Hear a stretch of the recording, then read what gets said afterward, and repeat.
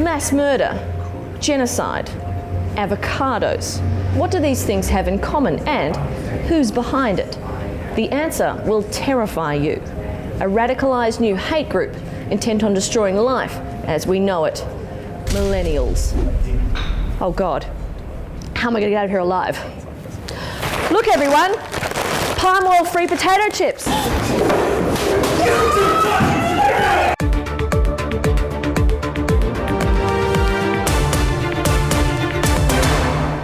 Millennials, the youthful, ethically sourced extremists slowly murdering everything we love.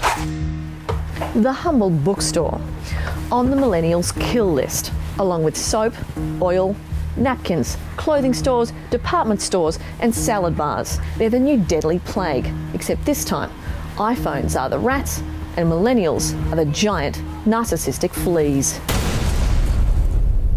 Dare to venture to where Europe used to be, and you'll now be met by a desolate wasteland populated by warring tribes of baristas. To understand more about this group that single-handedly razed Europe to the ground, I sat down with an academic with a trustworthy beard.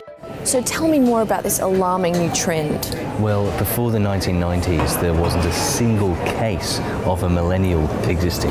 So they were in hiding? No, they just hadn't been born yet. Then after 1990, you see a dramatic increase in the number of millennials. Oh, so it was a coordinated, synchronised attack?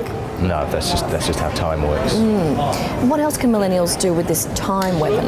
Well, not much. They'll just get older, and then they'll look down on the next generation that's coming after them, just like every generation always has done. It's a pattern as old as time itself. Yeah, but millennials are the worst ones. That's why we're doing a whole program about them.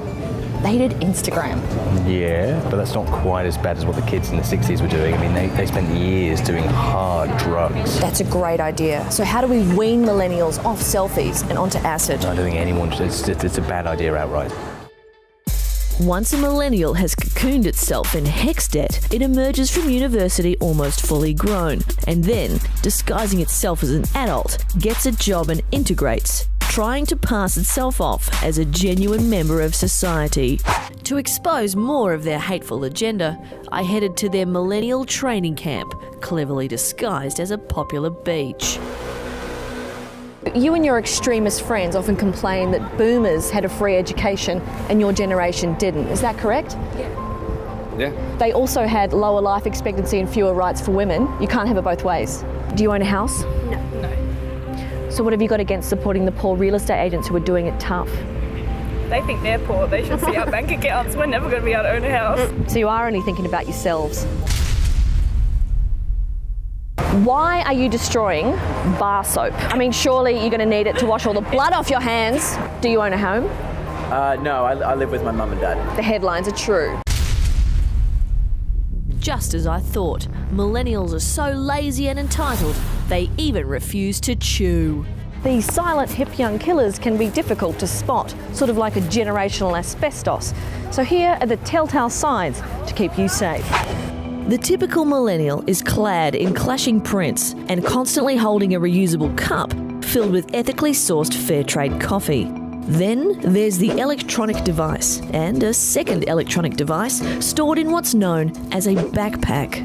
Note the clear abhorrence to traditional values and large percentage of overall soy. Now that we've armed you with that entirely accurate information, the only hope of fighting back is to embrace solid, reliable technology that's practically obsolete to ward off our fear of